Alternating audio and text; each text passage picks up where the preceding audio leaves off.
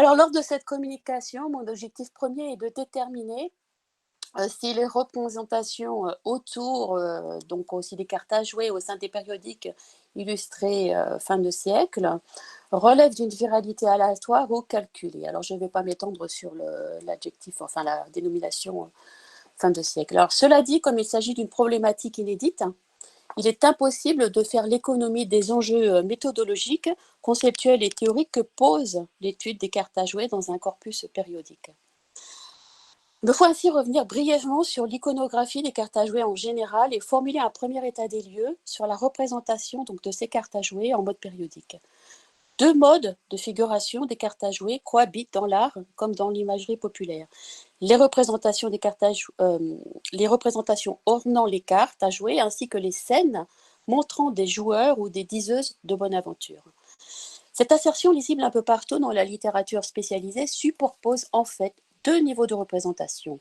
L'un directement lié aux cartes sur lesquelles s'étale emblème, allégorie ou scène de genre, l'autre figurant des pratiques autour des cartes socialement connotées et genrées.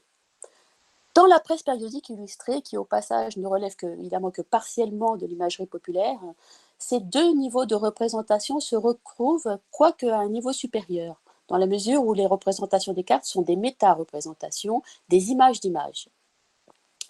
Alors, puisqu'il n'y aurait aucun intérêt à représenter telles quelles les cartes dans les images des périodiques, et je précise d'emblée que cela n'est jamais le cas, de toute façon Julien nous l'a bien expliqué en introduction, la symbolisation de ces cartes s'y étire et on y retrouve les cartes en tant que motifs isolés et nouvellement contextualisés. Ceci sous différents modes.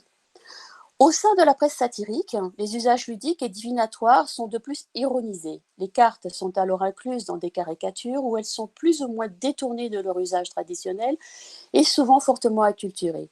Quoi qu'il en soit, le motif de la carte à jouer circule. Alors, la représentation des cartes à jouer dans les périodiques pose en fait des questions, certaines usuelles dans ce type d'études, d'autres plus spécifiques aux cartes à jouer, que l'on peut serrer de la façon suivante. Alors, la monstration et l'occultation des différents jeux de cartes. Quels sont les jeux de cartes montrés et ceux occultés? Ces jeux sont-ils montrés en entier, partiellement? Lorsque cela n'est pas le cas, quelles sont les cartes choisies et quelles sont celles qui sont délaissées? La mise en scène de pratiques, les représentations sont-elles liées à des pratiques? Quelles sont ces pratiques? Sont-elles ludiques, divinatoires ou autres? La contextualisation des cartes à jouer et leur investissement sémantique, à quel contexte sont reliées ces cartes? De quel type d'investissement sont-elles l'objet? Politique, propagandiste, sociétal, humoristique, esthétique, etc. Les créateurs des cartes à jouer, peut-être maniaques pour certains, qui dessinent ces cartes? Quel est le rapport de ces dessinateurs avec l'imagerie populaire à laquelle ressortirait la carte à jouer? L'iconographie des cartes à jouer, quels sont les schémas iconographiques en présence? Des scènes de jeu, des cartes, des figures issues de ces cartes?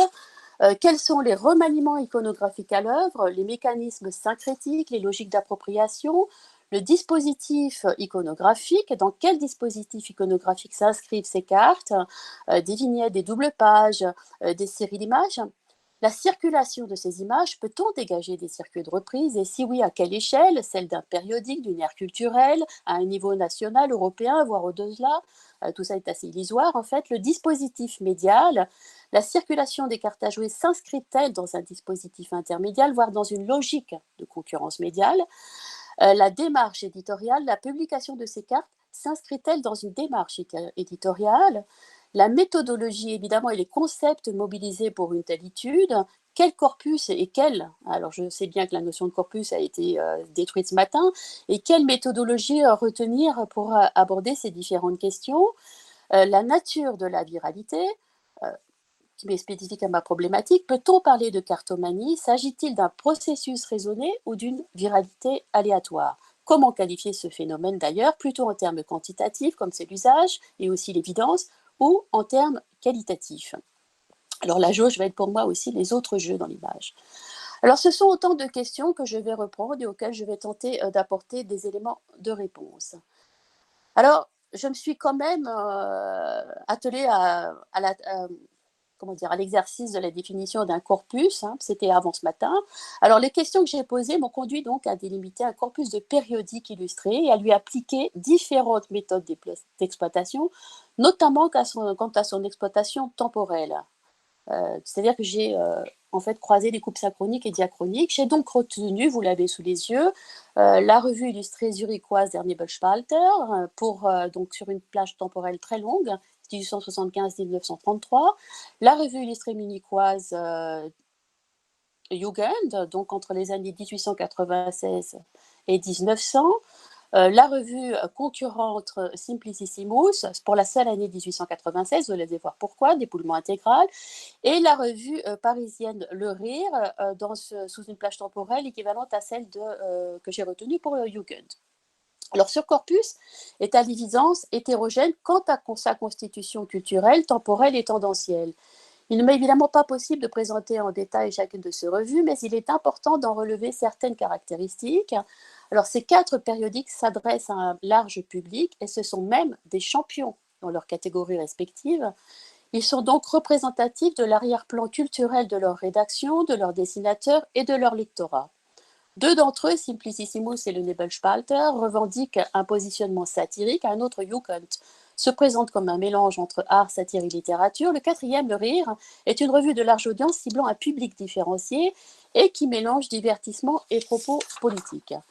Ces périodiques sont ancrés dans 2 ères culturelles, germaniques et françaises, et 3 pays, la France, la Suisse et l'Allemagne, dont l'un de ces pays, la Suisse, comporte plusieurs aires linguistiques et culturelles, les principales étant francophones et alémaniques.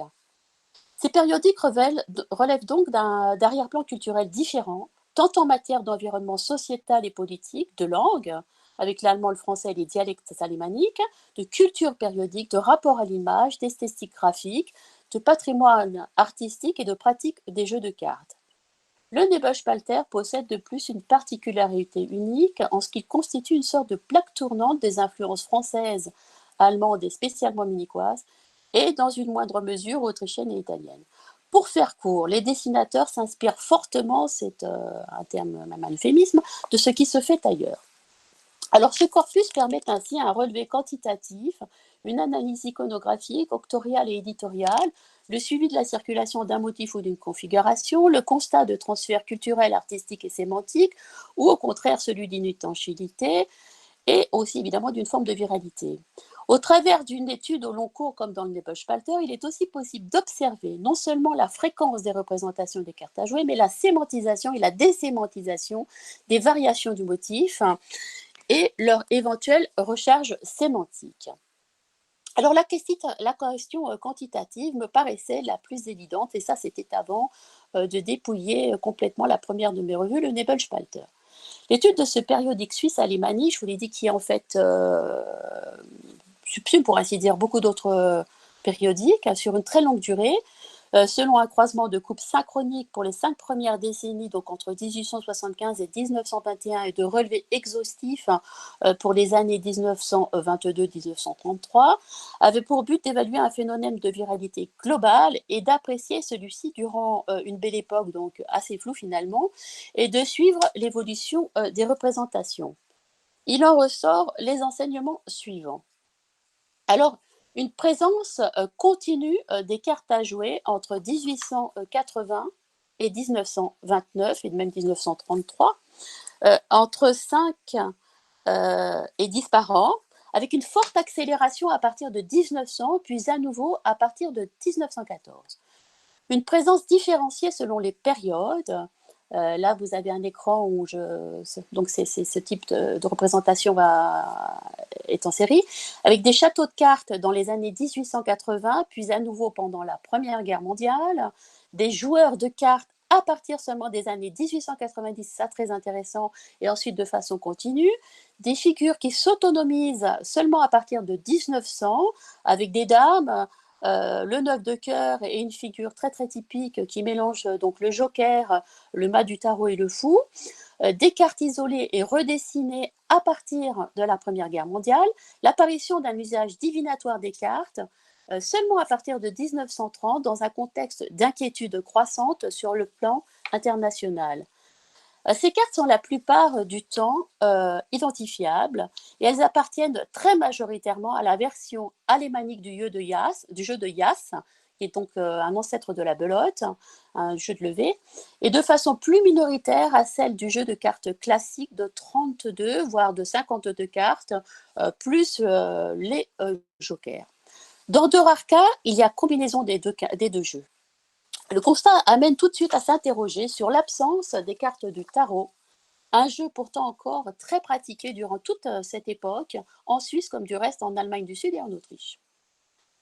Alors, cela montre aussi un dispositif iconographique varié, avec des représentations en pages de titre, dans des pleines pages à l'intérieur des pages de la revue, sur des demi-pages ou l'insertion des cartes dans des scènes s'étalant sur une page entière. Mais jamais sur des doubles pages, pourtant très importantes dans cette revue. Donc, une exposition importante, mais quand même pas la plus importante. Une présence discrète d'autres jeux peut être constatée, mais elle est particulièrement tardive. Elle ne commence qu'à la fin des années 20 avec le billard, les échecs et les jeux de hasard.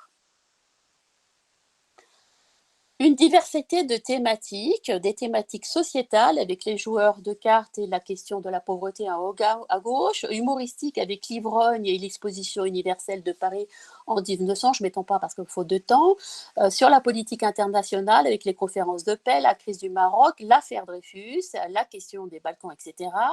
En lien aussi avec les affaires intérieures, quoique assez rarement, et toujours en relation avec l'étranger. Ça, c'est important, ça va mettre sur la piste un marqueur identitaire.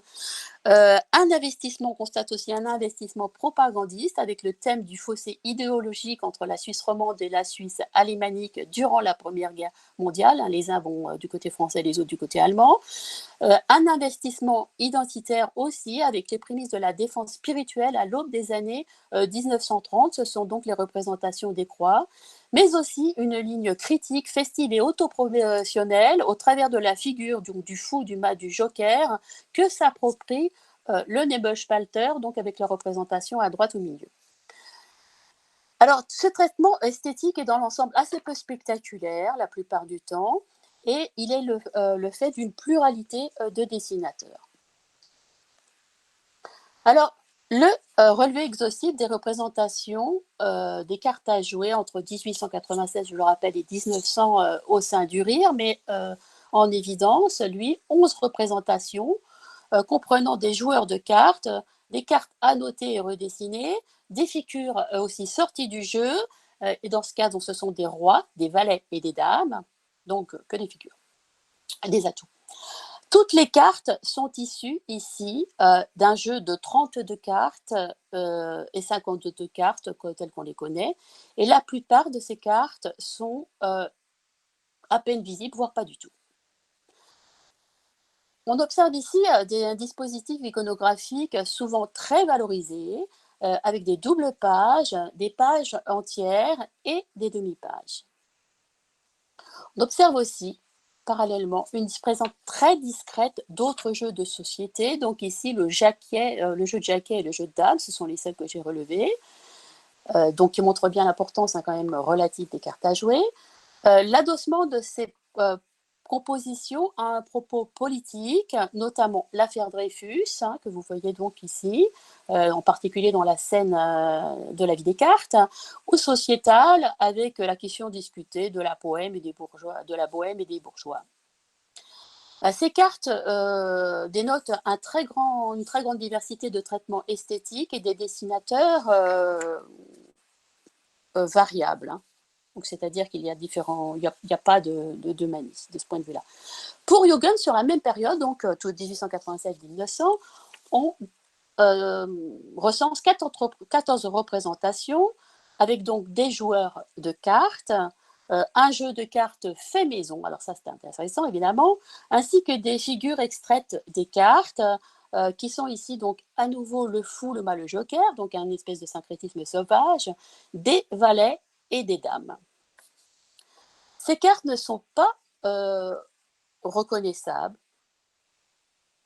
ou au contraire, pas toujours reconnaissables, partons, mais quand elles le sont, elles présentent des enseignes allemandes et reprennent certaines figures du tarot. Donc une situation tout à fait différente de celle du rire du Nebelspalter. Le dispositif iconographique est ici variable. Il s'agit donc de double pages, de pages entières, de demi-pages ou de petites scènes dans une histoire en images. Ces plats, oui, alors ce qui est intéressant, c'est que les plages, les planches pardon, du jeu dit de Jugend sont publiées de façon sérielle à 3 numéros de distance. La présence numérique d'autres jeux de société dans Jugend est également très discrète durant cette période avec un jeu d'échecs et un jeu de dés. Ces représentations de jeux de cartes ou d'éléments de cartes sont reliées donc, à un propos sociétal de femmes qui jouent aux cartes. Et en fait, on parle des femmes peintres, donc évidemment pour les minorés. Sont aussi reliés à un propos anticlérical, avec donc le propos, la manie anti-jésuite qu'on observe dans cette revue, et aussi à des scènes de genre plaisantes avec les valets et les dames. Plus de la moitié des cartes à enseignes allemandes proviennent d'un même dessinateur qui s'appelle Holostitz et qui est connu comme représentant de la tendance archaïque du Jugendstil munichois. Plusieurs publicités d'ailleurs apparaissent dans les pages du périodique pour ce jeu de cartes intitulé Jeu de cartes de Jugend, Jugendspielkarten.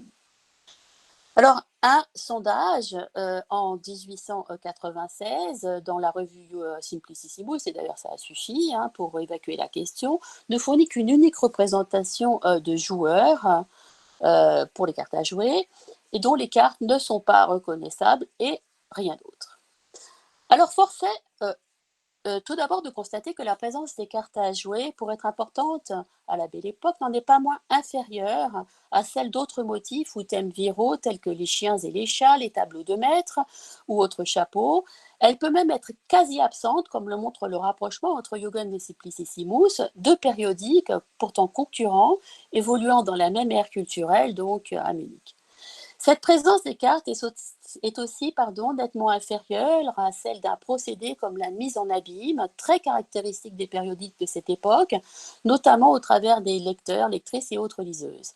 Elle est pourtant toujours relativement supérieure à celle d'autres jeux, les jeux de dames, de jaquet ou de dés, ou de hasard. Ce constat pourrait être déconcertant, qu'il soit par rapport à ma prime perception, m'a conduit à questionner les raisons de ma relative méprise et m'a mis sur la piste d'une composante qualitative, en ce que certaines de ces cartes sont très investies par les dessinateurs, soit au travers d'un dispositif iconographique, soit au travers de l'inscription de messages forts ou transgressifs, soit du fait de leur esthétique ou de leur place au sein d'un dispositif éditorial. Lorsque plusieurs de ces aspects sont combinés, comme dans le cas du jeu de Holostisch, le Spielkarten de Jugend, de la carte propagandiste du Nebelspalter, dont celle en bas à droite là, avec le fossé roman alémanique, des tireuses de cartes, d'une figure aussi échappée qui se répète, telle que le fou mage au cœur, donc c'était syncrétisme entre diverses traditions issues des cartes à jouer de la Commedia dell'arte. Ces cartes gagnent une densité sémantique qui a pour effet qu'elles s'impriment sur l'œil, cela même d'ailleurs sans vraiment connaître les référents mobilisés. Alors il semble bien, du reste, que ce soit l'investissement identitaire qui l'emporte sur tout autre investissement. C'est du reste à celui-ci que l'on doit la présence de certains jeux et par conséquent l'exclusion d'autres jeux, pourtant présents dans l'environnement immédiat des périodiques, donc les tarots par exemple en Suisse avec le Nebelspalter. Et cet investissement identitaire correspond donc à une appropriation des cartes à jouer d'une intensité telle qu'elle limite fortement les transferts culturels et artistiques, instaurant, une fois n'est pas coutume, une certaine étanchéité entre les revues. Et ici, on voit bien d'ailleurs que la viralité n'est pas qu'une question donc, de transfert et de circulation, comme l'a dit Julien en introduction. Alors pour conclure, et vers la fin, s'interroger sur la viralité des cartes à jouer au sein des périodiques fin de siècle, c'est aussi donc mettre en perspective deux objets réputés relever de la culture populaire, ceci naturellement avec toutes les précautions qu'impose l'utilisation de l'adjectif populaire. Ces deux objets ne sont du reste pas stables au regard de leurs congénères, les périodiques et les cartes. cela quelle que soit l'ère culturelle considérée, et encore moins lorsqu'il y a emboîtement médial de l'un, les cartes, dans l'autre, les périodiques. Une chose importante à relever, me semble-t-il, est qu'au sein de l'écosystème des périodiques illustrés, les cartes à jouer changent de nature par rapport à leurs référents, les cartes de papier. De médium, support de sociabilité et ensemble iconographique hétérogène de motifs et figures, elles deviennent un support idéologique, un produit éditorial, voire un phénomène lorsque les cartes s'autonomisent dans l'image. Ce changement de nature est du réel indispensable à leur présence et doit même être important pour résoudre la concurrence physique entre les deux médiums, des cartes et des périodiques. Cela d'autant que la valeur ajoutée que les cartes apportent au périodique est assez faible puisque celles-ci sont l'objet d'une certaine mésestime à cette époque. Alors si durant la Belle Époque et même au-delà, la représente des cartes à jouer répond aux critères de la viralité dans l'univers périodique, c'est donc moins et paradoxalement de manière quantitative que de manière qualitative du fait d'un investissement particulier. Ce faisant, et pour conclure, je crois que cet objet finalement très polymorphe permet de saisir que la viralité est certes un phénomène de production, mais qu'il s'agit aussi, et peut-être autant, d'un phénomène de réception qui permet d'envisager une composante qualitative et en l'occurrence de situer les cartes à jouer en mode périodique à distance de la cartomanie comme de la viralité aléatoire. Je vous remercie de votre attention.